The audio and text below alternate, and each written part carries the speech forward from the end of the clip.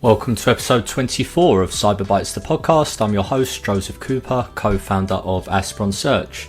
Today's guest, we have Adam Bateman, CEO at Push Security. Having started his career in a purely offensive security role, he later switched and established MWR's defense practice, defending their customers against sophisticated adversaries and state-sponsored attacks. Now having founded Push with Tyrone and Jax, he spills the beans on all things SaaS App Security. How are you, mate? Hey man, good, thank you. Thanks for the invite. Looking forward to the conversation. No, likewise, mate. Likewise. How you been? Really good, yeah, really good. Where are you based again? I'm down in Bournemouth. I'm originally from Kent, but I relocated to Bournemouth when COVID hit. So I now live by the seasoide and go on to beach walks and all that sort of thing. Whereabouts are you? Cool, just outside of London, so a little further. But I used to live in Bournemouth, so. Oh, really? Well, you know how great it is. It's a lovely part of the world. It's great. It's fantastic. Well, listen, brother. Great. Thanks for coming on. Was first of all keen to find out how InfoSec went. I saw you. You had a booth there. I hope you didn't spend the full 15 mil Series A. How was InfoSec this year? It was really good, actually. It's the first time we've exhibited as Push. So, when you're in early stage, you just sort of try lots of different things out. But it was super good. Yeah, it was really worthwhile. So we're actually exhibiting at Black Hat as well in a couple of months. So yeah, definitely do it again next year. Sure. It's actually next month. Jesus.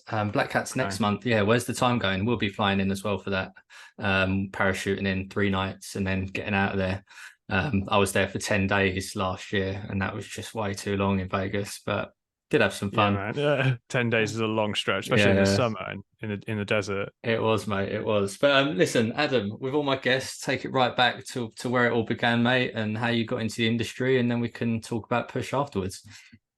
Yeah, happy to. So, I find it hard to remember when I wasn't in security, at least from a hobby perspective. So if I take it kind of right back, probably started early teenage years. So when I got into the industry, first of all, like now there's lots of courses and books and there's like a real community around it. But when I started, it just wasn't like that. It was kind of people were writing little blog articles and you were just figuring stuff out on your own. So you really had to have that kind of hacker mindset, So there were definitely communities like on IRC and places like that, but they were kind of stealthy and you could only get into them if you could contribute something. So the beginning of it had to be just figuring out your way and then getting to one of these communities and sharing something. And then you could come in and then you could learn from other people. And so I'm making myself sound really old here.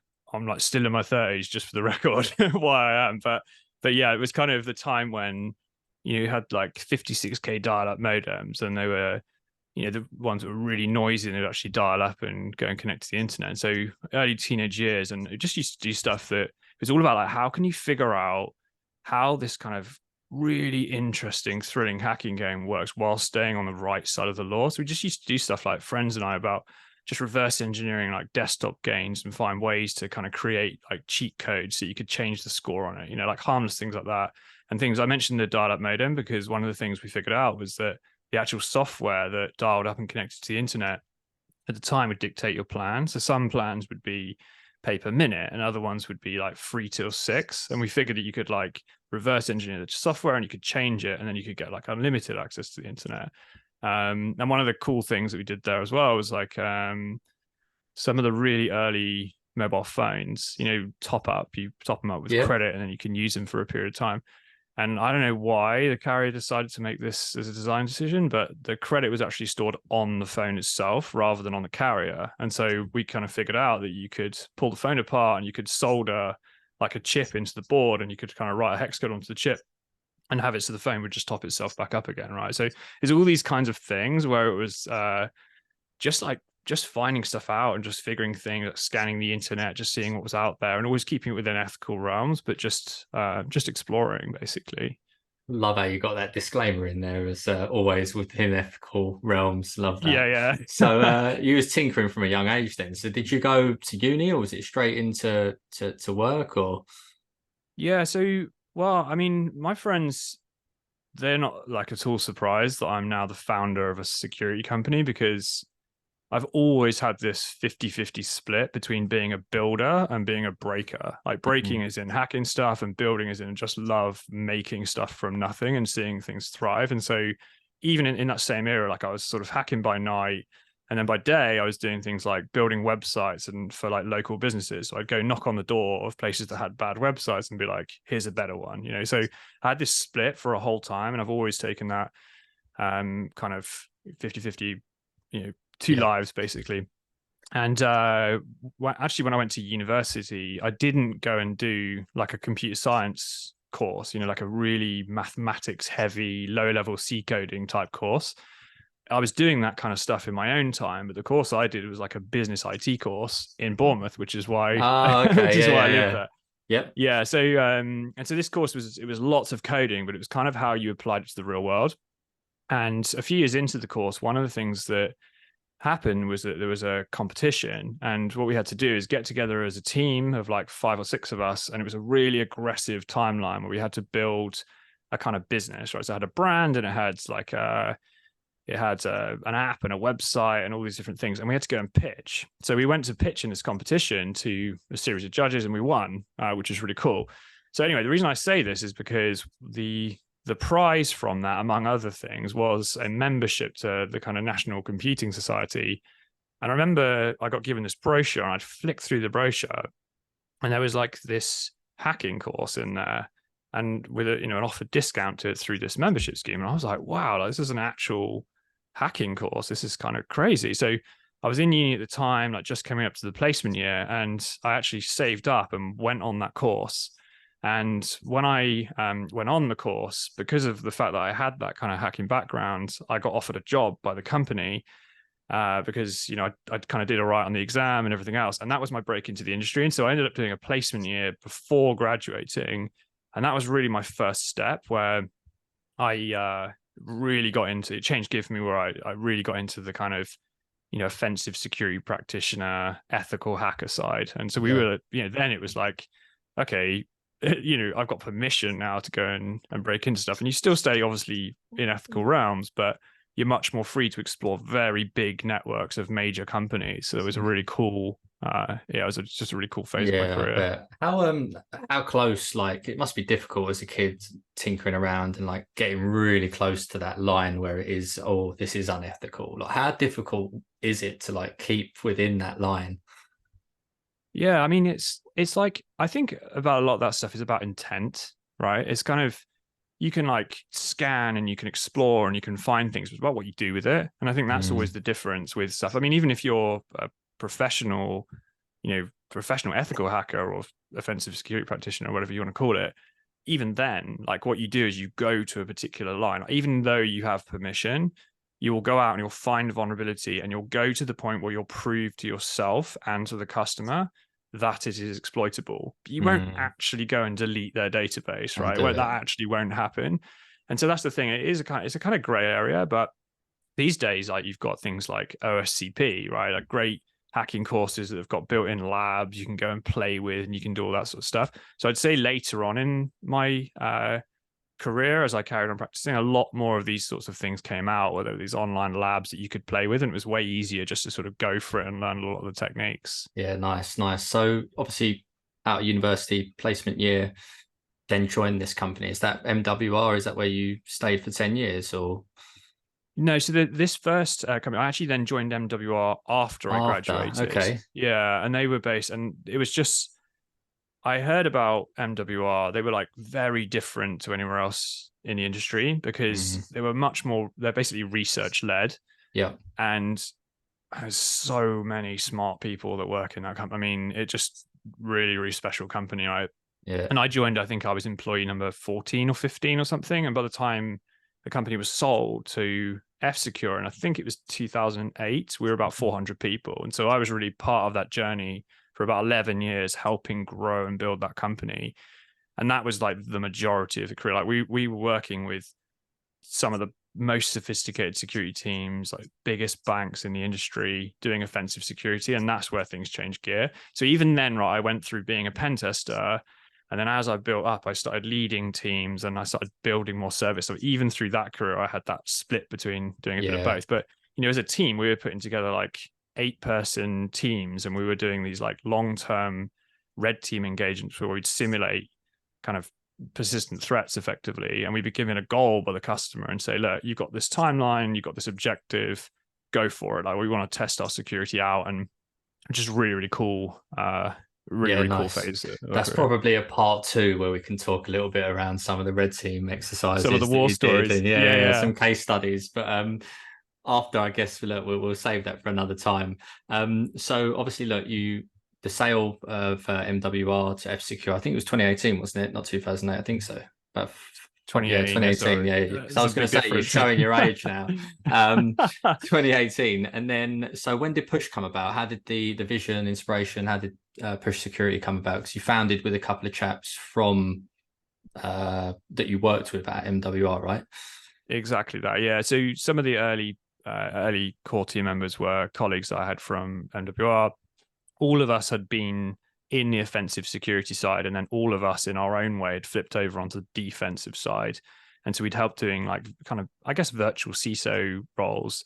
And actually, I had one of your other guests podcast, I think it was Tyler Young, who I know. Yep. He was mentioning about when you're a consultant, you get to see the security of lots and lots of different companies, like ones that are really good, ones that do it bad, people with high budgets, people with low budget, and you get this really broad perspective. And so actually all 3 of the co-founders, myself and Tyron and Jacques, you imagine collectively between 3 of us, we'd seen a lot of different stuff about how things should go. So we just knew that there were so many problems out there. Now, a lot of companies, when they start, they pick a problem and say, look, okay, I want to go solve this problem. But we actually weren't like that. I'm hyper passionate about building a really awesome company. Like, culture, brand, meaning, purpose is really important to me. And so we just like went, look, chapter 2, we all work really well together. Let's go for it. Let's go and build something really cool. And we actually just left and started. And the idea behind Push was the industry is full of, it's really good at finding problems. Like, you do detection, we do vulnerability scanning, and it gives you this big to-do list of stuff to do. There's not enough people that actually fix the problem. So we wanted to focus really on just building something really cool that would actually focus on the fix and take problems away. So Push was about push security forward, and kind of and go from that perspective. So we kind of came out with the type of company and the meaning first, and then we started to explore. And one of the things that then happened was, we decided basically to focus on SaaS security, because that's very, it's like kind of the way the world's going. Yeah. How big is the SaaS security problem though? Like SaaS apps and their use, and so I was looking at some stats and I was like, wow, like 80% of workers they actually admit to downloading apps and that they shouldn't have by IT, and like just some mad stuff. It's like, is this a huge problem? Yeah, it's a crazy big problem, and I think a lot of people don't realize kind of how big a problem it is, and it's growing. And really, it's because it caught people off guard. Like, the problem accelerated since the pandemic, when everyone started to work remotely. And so really the premise around, like, I mean, first of all, understanding, right, if I talk about SaaS security, SaaS means something different to everyone, and most people's brains go to the big SaaS, like, for example, Google Workspace, Office 365, maybe Salesforce is in there. And there are a lot of solutions on the market that will do deep integrations with those and keep those safe. And that's very, very valuable. And that's really important. But what we really focus on is there are 30,000 SaaS applications which are spread out across the internet. You can think like Postman for doing API development, even things like DocuSign. And they're just coming on all the time. And all of these applications, employees can freely sign up to, put company data into, and that's there available for compromise. And this really gives a big headache for IT and security teams. So what used to happen was that IT and security were the first step in the process when it came to procuring software, right? So what would happen is, if somebody in the company, like say the finance department, wanted a new bit of software, they would go and ask procurement, IT, security if they could do that, and it would go through all the risk assessments. It would make sure it ticked all the compliance boxes. It would then get plugged into like SSO, and then employees would get onboarded. Now the world's gone very, very self-service, and so employees will just sign up on their own. And the statistics say that like 80% of people do this without telling IT or security at all. And so they'll sign up, put company data into those apps. Yeah. And often IT and security don't even like know about it in the first place. So you end up with this kind of SaaS sprawl problem, which really adds to the company's attack surface. Yeah, mental, absolutely mental. So you mentioned like the 80% thing, but are you actually doing your own research or data collection? Are you still doing any of that sort of stuff? Yeah, there's a ton of research. I mean, loads of different stats out there about employees, but the bit that we're looking at is because of our red team heritage. We started to think to ourselves, like, if you take Push as an example, we are a networkless company. And it's kind of crazy to think about this paradigm, right? Because we came from this world of being pen testers and you're just breaking into networks all the time. And when we started Push, it was like a completely new paradigm because we are just a load of laptops with about 100 SaaS applications and nothing in between. Right? We don't even have an office. So for us, like there is not a single device on the network, and that's really the company. And that is how modern startups look. So originally when we built Push, we built it for helping that type of company, but we got dragged very, very quickly up into very large companies because obviously big companies are trending in that way. And so they're not going to 100% get rid of the network, but a massive percentage of their company are now kind of SaaS applications. So anyway, so we started off by building out a solution to help people to sort of discover, be able to like manage access to these different things. And as part of our red team roots, we thought, hey, wouldn't it be fun to start thinking about how would you attack a company like this that didn't have a network? And so we've been working on an active research project, which is kind of pre-release. I can't talk in too much detail about it now, but we're hoping to launch this before Black Hat. So you can grab hold of that and just kind of ways it would work. So there are really obvious things, for example, like credential stuffing. It's like a huge issue. Employees share credentials across loads of different stuff. They use the same password over and over again. Yeah. And so we've seen sometimes, like when people have sort of deployed the platform, they see things like, leaked that, they've signed up to like an old service like Adobe, and their password has been subject to a breach and therefore leaked on the internet. An attacker, not necessarily even manually, but automatically will take that and then spray it across every other of the 30,000 SaaS applications to see what they get access to. Now, there are really obvious things like gaining access to like LastPass or 1Password, which means you've got a whole database of creds to start going to other places. But actually, there are kind of some really interesting things that we found that like you can even break into kind of trivial apps and then use that to elevate your access.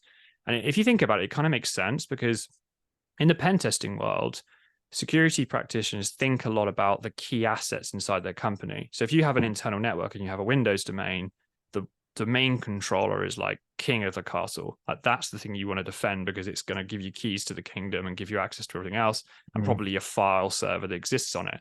But the thing that gets you owned is always the little dev server that doesn't get given attention when it comes to security.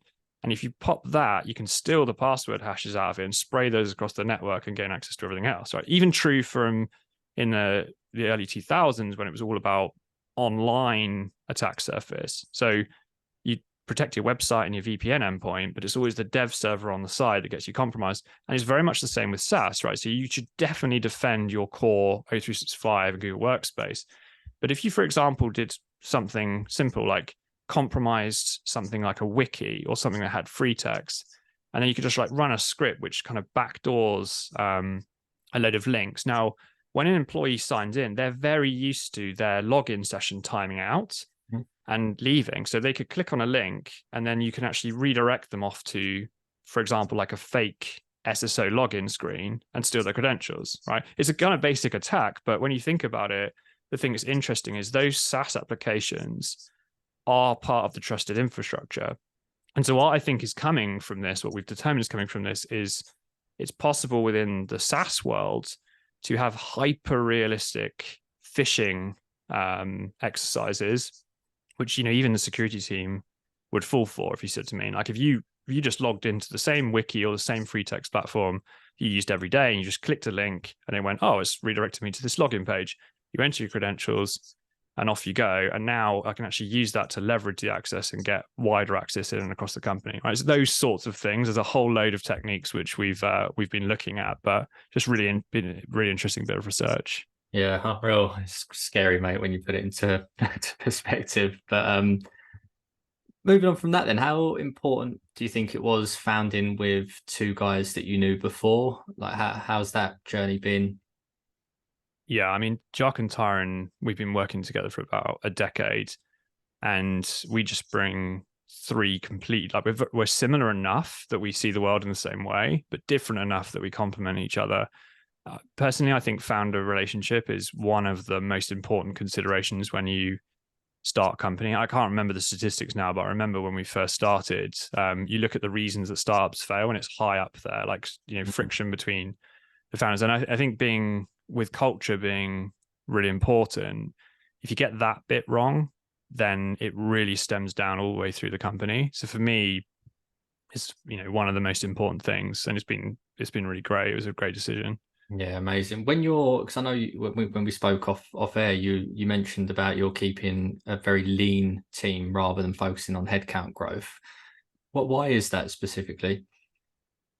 Yeah, great question. So we bootstrapped the start of Push, and one of the things that we wanted to do is we noticed from building technology in the past that there's this whole thing around technical debt. And the thing with technical debt is you can go blazingly fast and you can build a product and get features out really, really quickly. But at some point, you're going to pay that technical debt off. And what happens if you leave it for such a long time is that eventually you end up in a position where you kind of have all you're doing is focusing on performance and maintenance and fixes rather than innovation. And so what we wanted to do with Push is we came out and we didn't, when you take investor money, like the clock starts ticking to grow. And so we had the opportunity to sort of bootstrap. We kept our lives very, very lean, and we laid these really great foundations into the bottom of the company that allowed us to really build scale off the top of it. So we talk a lot about in our culture, like we want to build a small but mighty team.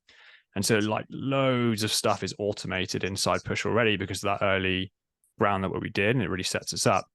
Now, one of the things that we do, like talking about culture, is I track a would-be office budget, right? So rather than just going, well, we're an officeless company, we're all remote, great, we've saved money. What I do is actually track what it would cost, and then we invest that back into the culture. So like, a few months ago, the whole company, we all went to Africa on safari, and we just hung out for the week, amazing. right? And it was a really cool experience. We all got to go together for the first time.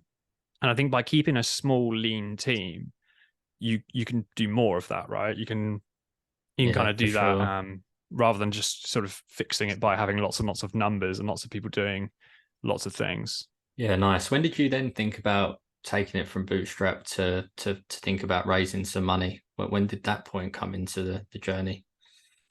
So we did our seed round with Desa Partners, who are a great partner for us. They invest in like similar like Run Zero and some others like other security companies as well.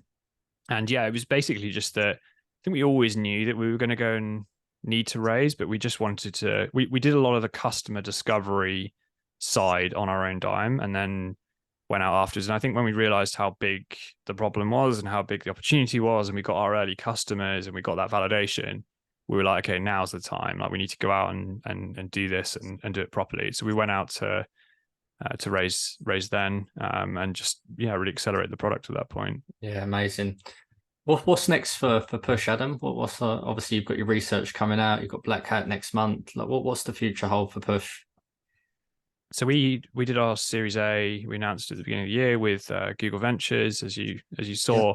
So we've really just we've been in a position where we've come out of that phase where we've built the product, we've gained traction in the market, we've got some great customers from really small companies up to large enterprises. We've got that whole spectrum. We've seen the problems. We've got a very, very clear vision of what's happening. We're getting lots of feedback from our early customers. So now it's all about commercialization and scale. So we're just at this stage now with the Series A, we're just going out and just getting it out and into the hands of as many customers as we possibly can, building up brand and awareness and everything else. So Brother, I wish you all the best of success, mate. This is a really exciting part of Push, and I wish you all the best. Awesome. Thanks Thanks man. for coming Appreciate on. it. Thanks, mate. Take care.